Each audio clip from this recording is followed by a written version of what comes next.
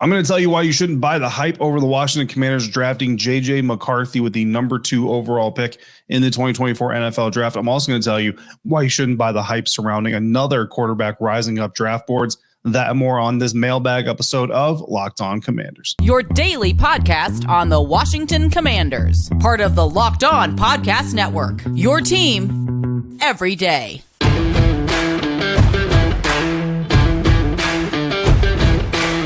What's up and welcome into this episode of Locked On Commanders, your daily podcast covering the Washington Commanders, part of the Locked On Podcast Network, your team every day. Thanks so much for making Locked On Commanders your first listen of the day every day. And don't forget that you can subscribe for free on YouTube or wherever you're listening to this podcast. And you can continue this conversation with me by becoming a Locked On Commanders insider. Go to joinsubtext.com/LockedOnCommanders and sign up today to be an insider. From there, you will get direct text messages from me. You'll send direct text messages to me. No hashtags, no apps, no filters, none of that stuff. Just direct conversations between you and me about news, analysis, insight, one-on-one conversations, and bonus content. Again, join subtext.com/LockedOnCommanders to become an insider today. I'm David Harrison, credential member of the media covering the Washington Commanders for CommanderCountry.com, a part of Sports Illustrated's FanNation, and I'm here with you every Monday through Friday, along with our everydayers. And as always, everydayers, I greatly appreciate you coming through and supporting the show. Today's episode is brought to you by Game Time. Download the Game Time app,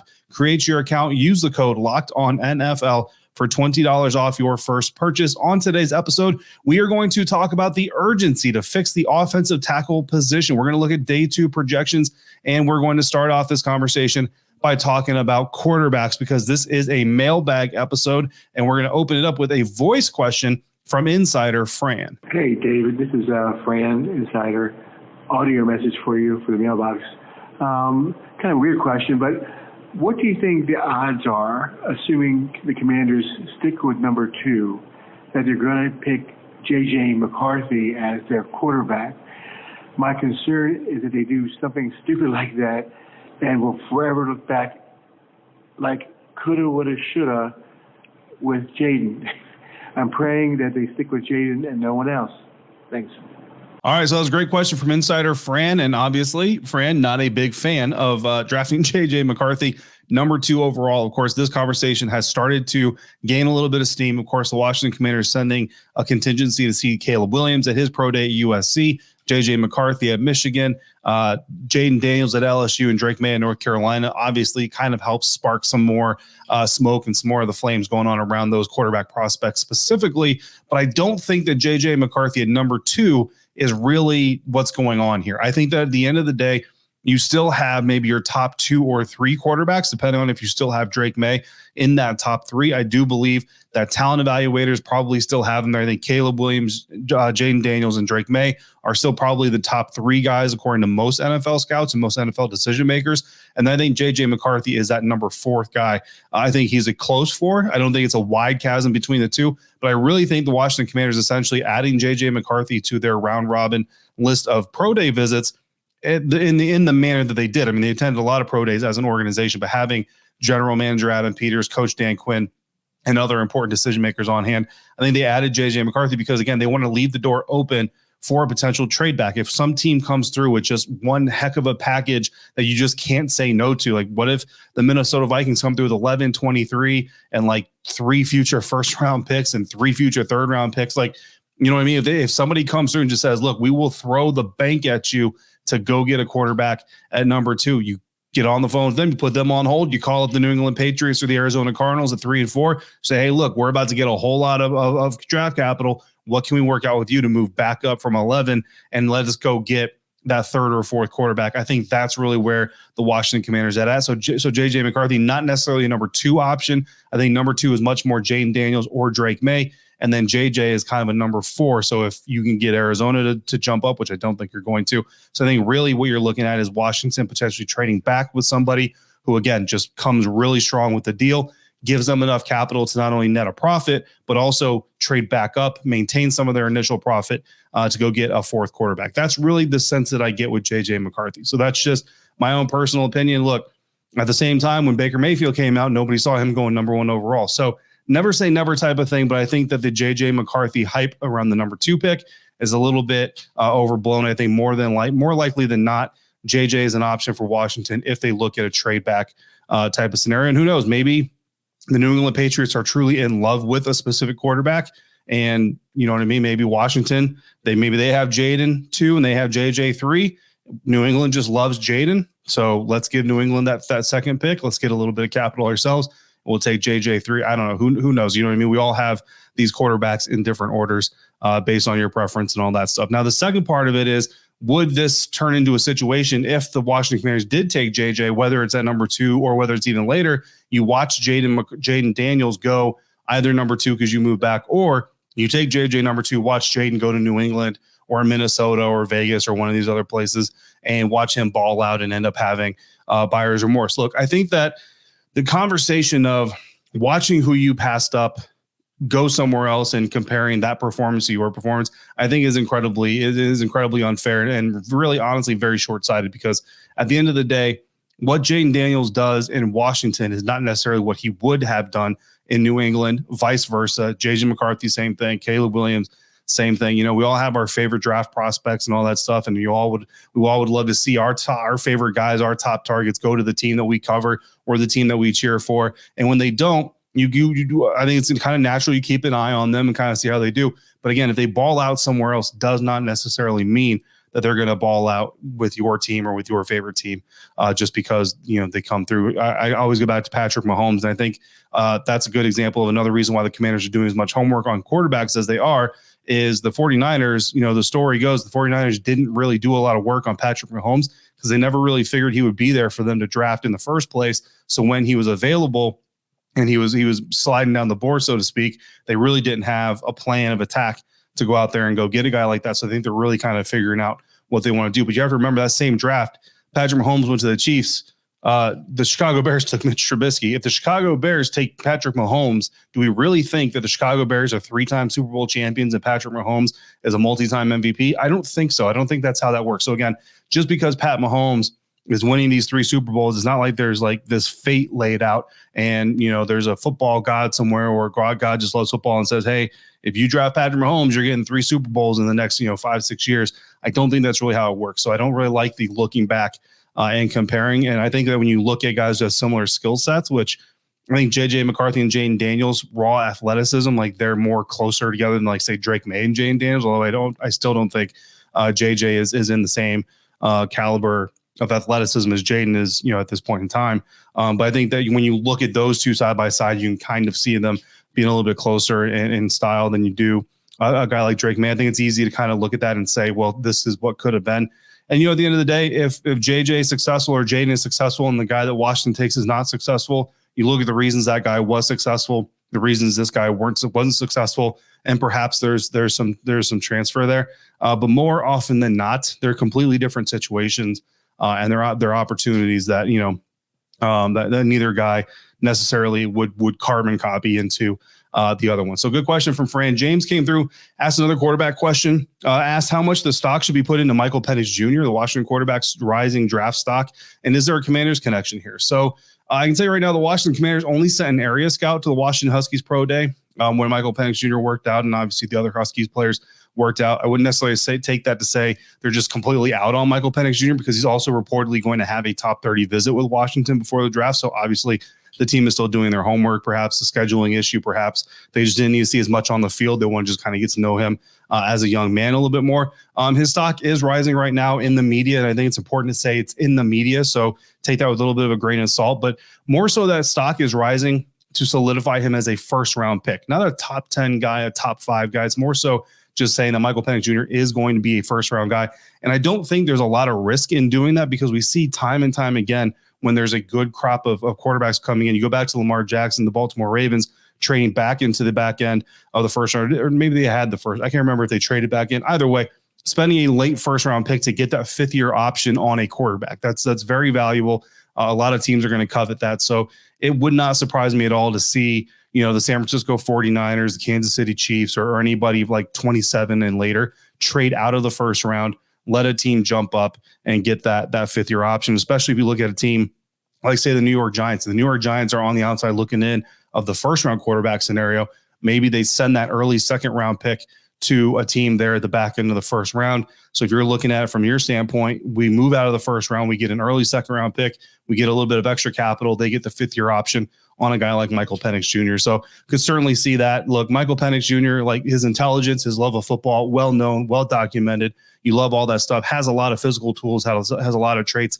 The questions about him really bear down onto when the play breaks down, is he able to execute in a way that makes it successful still? Hasn't been able to, partially, but also in the Senior Bowl situation where he could kind of show a little bit of that, really didn't do a lot to kind of soothe those concerns. So if you draft him, you're taking those concerns into your roster at training camp. So I don't think Michael Penix Jr., top 10 guy. I think he's really being solidified as a first-round guy in the media, and I think that's the most important part. So for the Commanders, no, I don't see the connection, because I do think the Commanders will go quarterback very early in the NFL draft, top 5 picks at worst. I see the Commanders going after a quarterback. So that answers the quarterback questions. We have more draft-related questions. Of course, we're about 3 weeks away from the NFL draft. So let's hit the mailbag even deeper coming up next on today's episode of Locked On Commanders, part of the Locked On Podcast Network, your team every day. Today's episode is brought to you by Game Time, who is now an authorized ticket marketplace of Major League Baseball, making it even easier for you to get tickets faster and easier than ever. Prices on the Game Time app actually go down the closer that it gets to the first pitch. If the Baltimore Orioles and the Kansas City Royals are your cup of tea, you can see them play 1:05 p.m. Eastern time on Wednesday, and you can head to the ballpark for as little as $1 right now. Or if you want to see the Washington Nationals host the Pittsburgh Pirates this week, you could do that for less than $15 with killer last-minute deals, all-in prices, views from your seat, and their lowest price guarantee. Game Time takes the guesswork out of buying Major League Baseball tickets. Last-minute deals save you up to 60%. Buying those last-minute tickets for sports, concert, comedy, theater. Take the guesswork out of buying tickets with Game Time. Download the Game Time app, create your account, use the code LOCKEDONNFL for $20 off your first purchase. Terms apply. Again, create your account, redeem the code LOCKEDONNFL for $20 off. Download the Game Time app today. Last-minute tickets, lowest price guaranteed.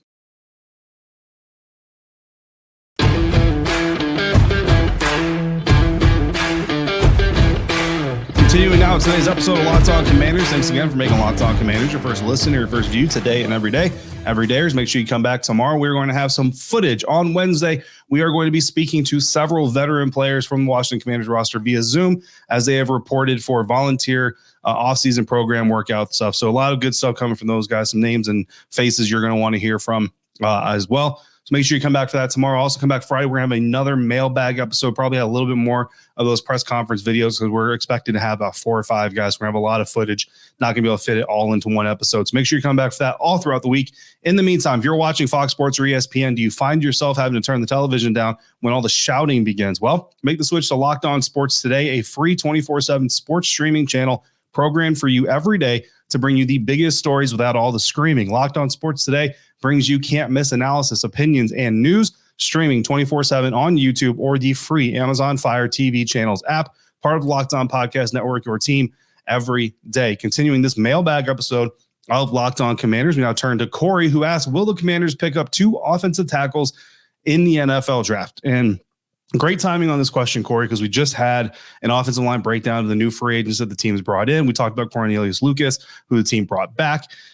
And really, man, when you look at the tackle situation in Washington, you kind of have to think they have to, right? They got to take at least 2 in those 3 days. Your current tackles are Cornelius Lucas, the guy that was re-signed that we just talked about on yesterday's episode, Andrew Wiley, the veteran who was brought in last year, Trent Scott, another veteran, Alex Akinbulu, who's been mostly practice squad, certainly has a lot of potential, I think, anyway, if the right coaching is there. Braden Daniels was made a tackle last year. I kind of think he's more of a guard, but we'll see what they decide to do. Sam Cosmi at one point in time was listed as a tackle on the Commanders website. He is now listed as a guard. So I don't know how recent of a change that is, but he is listed as a guard. So really you have Cornelius Lucas, Andrew Wiley, Trent Scott, Alex Akinbulu, and maybe Braden Daniels, right? And no offense to any of those guys. You don't see a perennial All-Pro. You don't see a Pro Bowler. You don't see a guy that you can just say, boom, this is a long-term starter for this organization, whether it's from consistency of play, being unproven, or being older, being longer in the tooth. Whatever the reason is for each of these guys, there's just something to look at them and say, this is not a long-term starter for the Washington Commanders. So I think you have to go out there, and I think you have to get at least 2. And when you look at some of these draft targets, when you talk about the first round, you're obviously talking about trading back into the first round, getting another pick. and getting a guy like, say, J.C. Latham out of Alabama, Amarius Mims out of Georgia, or Tyler Guyton out of Oklahoma. On day 2, you got some options like Jordan Morgan out of Arizona, Kingsley Sua-Matai out of BYU, Kieran Amagaji out of Yale, Blake Fisher out of Notre Dame, Patrick Paul out of Houston, Dominic Puni out of Kansas, or Matt Gonzalez out of Pitt. That's a lot of day 2 options. Targets there. Day 3, guys like Christian Jones out of Texas, Roger Rosengarten out of Washington, Ladarius Henderson out of Michigan, Jalen Sundell out of North Dakota State University. So there are talented guys all up and down this draft board. And so I did a quick little mock draft here. I'm not going to break down the entire thing, but number 2, I took a quarterback. Then I went ahead and traded the Bears and Seahawks picks that the Washington Bears currently have. So number 40, number 78, they're non-organic picks. They equal out to 700 points. So I did a very easy trade with Tampa Bay, moved up to number 26, grabbed Tyler Guyton. So there's your day 1 tackle. Then we came back day 2, took an edge first, and then we went offensive tackle Dominic Puni in a trade where we traded 67, one of the Commanders' organic picks, to Houston for 3 total picks. Took a tight end at 100, 123, 127. We took a corner and a wide receiver. Those are both from Houston in that trade. Number 139. So now we're on day 3. We took tackle Roger Rosengarten and finished off with another edge and a linebacker. So, fairly simply, we ended up with a quarterback, 2 edges, a tight end, corner, linebacker, and 3 offensive tackles. So, really, at the end of the day, you could see a strategy where this team addresses the tackle position on all 3 days, especially if they can negotiate a trade to get back in the first round without giving up too much. So I just, personally, I think it's good business. It gives you a lot of bites at the apple, gives you a lot of young guys to work with. And in the meantime, you got a savvy veteran like Andrew Wiley right there. So if you need to use him at right tackle for a year, you still can while you develop another guy. And then, Adam Peters told us in Orlando that he doesn't feel like it's a hole. He was asked basically, you've got a hole at tackle. What are you going to do to fill it? And he said, I don't really view it as a hole. Could be GM speak, could be, draft smoke, whatever. Personally, I kind of believed him. He kind of seemed offended, to be quite honest with you. So I kind of believe him, but I still think that the Washington Commanders will take at least 2 offensive tackles in this year's draft, if not potentially 3, like I just outlined there.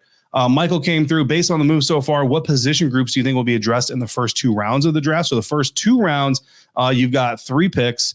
And I think quarterback, offensive tackle, got to be, first 2. Obviously you want to play the board, but I think those have to be your top targets anyway. And then I think it's a difference of wide receiver, cornerback, or tight end. And to make that decision, you kind of have to look down the board past the first 2 rounds of the draft. So, and I think it also hinges on your evaluations of De'Ami Brown, who I think right now is penciled in as your 3rd receiver. Benjamin St-Juste. I think Emmanuel Forbes, look, 2nd year as a first-round pick, he's going to get opportunities, guys. Benjamin St-Juste is the guy that's kind of the question mark above him. And then backup tight ends, John Bates and Cole Turner. What does this team think of those guys? And the benefit is they're starting their offseason program on Tuesday.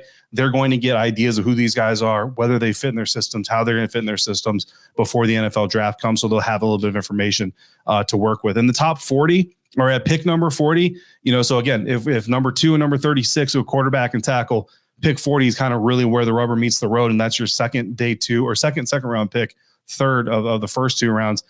Your top wide receivers project to possibly be Ricky Pearsall out of Florida. He's got Jaden Daniels connections. He's a good friend of Jaden. They were both at Arizona State together. Go Sun Devils. Wide receiver Keon Coleman's got a little bit of height to him. Troy Franklin out of Oregon, 6'2", so a little bit taller than the current roster. On the cornerback side of things, TJ Tampa out of Iowa State, Kamari Lassiter out of Georgia, Enos Rakestraw Jr. out of Missouri. I think personally, I go Tampa number 1. I probably go Rakestraw 2nd, then I go Lassiter 3rd. I don't know, really, honestly. He's tested really poorly this draft season, guys. Tight end, Jatavian Sanders out of Texas could possibly still be there. Eric All out of Iowa, Cade Stover out of Ohio State. And really, when you look at it, when you look at the talent gap after pick 40 in those 3 position groups, the tight end position has the steepest fall. So I think you go Jatavian Sanders there. So you get yourself a quarterback, tackle, a tight end. I know it's 3 offensive players right off the bat. And you look ahead to pick 67, 78, and 100 in the 3rd round. And 67, you got guys like Devontae Walker, wide receiver out of North Carolina, got a little bit of height to him, some talent. Johnny Wilson, 6'7" out of Florida State. Cornerback Max Melton's probably going to be there out of Rutgers. Cornerback Jerrion Jones out of Florida State. I think he's probably the best tackler in the next group of cornerbacks. I think that's something that's going to be important to the staff. So for me personally, I probably go Devontae Walker, and I take the gamble that some of those cornerbacks are going to be there. And in my mock draft, they were at pick 78, cornerback Jerrion Jones was still there. So I get wide receiver in the third round, cornerback in the third round. And when you come back at pick 100, you've got a quarterback, a tackle, a tight end, a wide receiver, and a corner. So really you go with a high upside guy like maybe linebacker Maris Lufau in Notre Dame, or running back / safety Sione Vaki out of Utah, who I'm incredibly infatuated with. I can't wait to see wherever he goes. I'm going to be watching that dude to see what turns out of his career, because I think it's very intriguing. So look, a lot of options, but I think, if you're drafting for need, which is not what Adam Peters wants to do, but that's the conversation. If you're drafting for need, I think that third pick, second in the second round, has to be spent on wide receiver, corner, or tight end. If you don't go tackle again, right? Again, we just talked about maybe taking 2 tackles, maybe go tackle twice. Edge certainly could do that because you have a lot of 1-year contracts on the edge group right now. But I think that when you just look at this year's needs, those 3 positions have the biggest needs this year, and honestly moving into the future. Speaking of the future, what about trading picks next year to get more picks this year and solve the tackle problem? We're going to tackle that question coming up next on Locked On Commanders, part of the Locked On Podcast Network, your team every day. And this episode of Locked On Commanders is brought to you by FanDuel. The sports calendar is loaded, and FanDuel is making it even more exciting to get in on the action, because right now new customers get $200 in bonus bets with any winning $5 bet. That's $200 that you can bet on the Final Four of the NCAA men's and women's tournaments, Major League Baseball, basketball, hockey, so much more. We are down to the Final Four. Like I said, in the men's and women's tournaments, Purdue and UConn are the favorites to come out of the Final Four in the men's. Iowa and South Carolina are favored to come out of the Final Four for the women. You can bet on those. The NBA season coming to a close. The Washington Wizards host the Lakers on Wednesday night. They host the I can't remember off the top of my head who it is anymore, but they have a season-ending home game next Friday. You can bet on them to win either of those 2 games if you really want to, or start betting NBA playoffs, NBA finals projections. Either way, visit FanDuel.com/lockedon. Make your first bet a big win. Go to FanDuel, America's #1 sportsbook.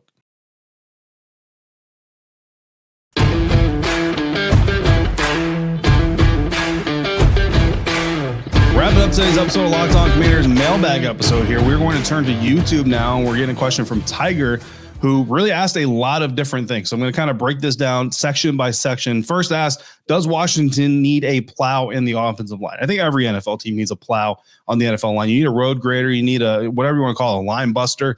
The objective of the offensive line is to reset the line of scrimmage on run plays anyway, right? Reset the line of scrimmage into the defensive end, right? Push the defensive line backwards. The objective of the defensive line is to do the same thing in the opposite direction. Either way, you want to establish, hold, and then move the line of scrimmage. Right now, when you look at the Washington Commanders offensive line, you see the potential to hold it. You see the potential to establish it. You don't really see a lot of potential to move it. So if you see an offensive lineman on the board that you could think could help you move the offensive line and move the line of scrimmage rather into the defensive end, then you go for it. Is Joe Alt the only solution? No. I think he's probably the best solution at this point in time. I still think Olu Fashanu is very, very good. I think his pass blocking is very, very, I'll call it superior. But I think Joe Alt is looked at that guy that can help you reestablish, reset the line of scrimmage. But you don't have to take Joe Alt to find a guy in this year's draft class. There's plenty of talent in this group.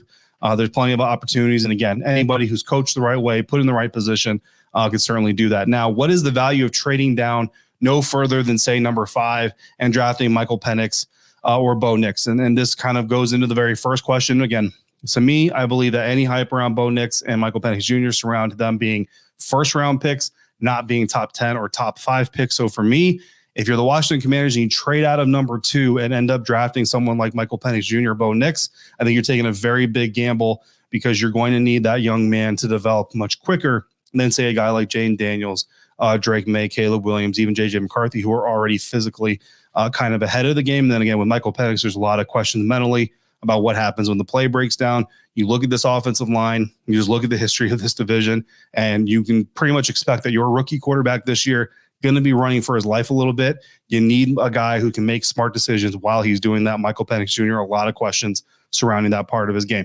How about trading up to 5 picks, 5 through 11 for offensive line? And the way I'm taking this is you're trading up. So you're spending number 2 on a quarterback. And then you're looking to trade back into the first round, somewhere between picks 5 through 11, to draft an offensive lineman, a tackle, because you're not doing that for anything else. He wants me to use a Rich Hill chart. And so if you're looking at 5 through 11, you're looking at a minimum of 358 points, a maximum of 468 points. So 468 would equal the 5th round pick or the number five pick. 358 would equal the 11th pick. First, you got to trade. You got to convince that team to trade out of the first round because you're not giving up number 2. So you have to convince them to move from 5 to 11 to out of the first round altogether. That's a steep price to ask any team to take. It's going to take at least Washington's 2025 first with it, which is worth on the Rich Hill scale about 174 points. I'm not hitting decimals on this. Yes, I'm rounding everything. So you're still at least 184 points from equal value. So and 184 points, that's number 32 overall pick. So you're going to have to give up 2 first round picks worth of picks in order to move into 11. Like that's just 11. If you want higher than that, you got to give even more. So you're likely going to have to give up this year's 40 and 78, which are the 2 picks that you got in trades, the Chicago Bears 40th overall pick, the Seattle Seahawks 78th overall pick, and a 2025 first. That gives you the opportunity to probably land Penn State's Olu Fashanu. Why does it work? Well, you're only giving up next year's first and organic draft capital, right? The 40th pick belonged to the Bears. The 78th belonged to the Seahawks. So the only pick that you're giving up that is yours is the 2025 first round pick. So that kind of makes it easier to swallow. Why it doesn't work? Well, because you could potentially trade back into the first round later, right? Pick say 20, 22, 23 maybe, and get yourself a very solid offensive tackle. Maybe not one of the 2 best offensive tackles in this class, but still a very good offensive tackle and a very talent-rich tackle class, and not have to give up your future first round pick. What it hinges on? Well, it hinges on how highly this team regards a guy like Olu Fashanu. Joe All is not going to be there, number 11. So at best, you're looking at Olu Fashanu. How highly do you regard him? If you think he might be the best tackle in the class, that might be little to give up to go get that guy at number 11. If you think he's just kind of middle of the pack in that first group of guys, then that could be a lot, right? The other part of it is how much does this team want to protect their future draft capital? The way that this team is building this year's roster, a lot of 1-year deals. We haven't seen them execute a draft trade yet other than trading Sam Howell to get some draft capital and swapping some draft capital within it. But really, you kind of look at this team and you kind of look at this first year, 2024, as almost a 90-man, really like a 115-man tryout, right? And what they're going to do is after 2024, they're going to take $100 million in cap space and all the draft capital they can take with them, and they're going to then attack this roster from a place of knowledge. Now we know all the guys we inherited. Now we know all the guys we brought in, how they gel together, how they work in our system, how they work with our style, all that stuff. I think next year you see them get a little bit more aggressive than they did this year. I think if you're going that route, you want as much of your own draft capital as possible, and that really kind of hinders a trade like this where you move back up between picks number 5 to number 11. Finally, he asked, do you even need to fix the offensive tackle situation because the rookie quarterback is going to be able to run? Yes, you still need to fix the offensive tackle situation, even though you have, if you have a Lamar Jackson, if you have a Patrick Mahomes, you do not want to put that quarterback behind a shoddy offensive line. So yes, no matter what, you got to find some way that you feel comfortable to address the offensive tackle situation, the offensive line as a group. So very multi-layered question. Appreciate you coming through the YouTube comment section for that. Appreciate everybody came through the mailbag. We still got more questions left in the mailbag. So we're going to do another mailbag episode to close out this week on Friday. But if you want to get more in, just drop them in the comment section on YouTube or text me directly as a Locked On Commanders insider. Go to joinsubtext.com/LockedOnCommanders and send me your question today. Don't forget, check out Locked On Sports Today, the first ever 24/7 live streaming sports channel on YouTube. And as always, thank you for making Locked On Commanders your first listen of the day every day. Everydayers, thanks for coming through like you always do. Until we speak again, if you're out and about, please be safe, be kind, and I'll see you next time for another episode of Locked On Commanders, part of the Locked On Podcast Network, your team every day.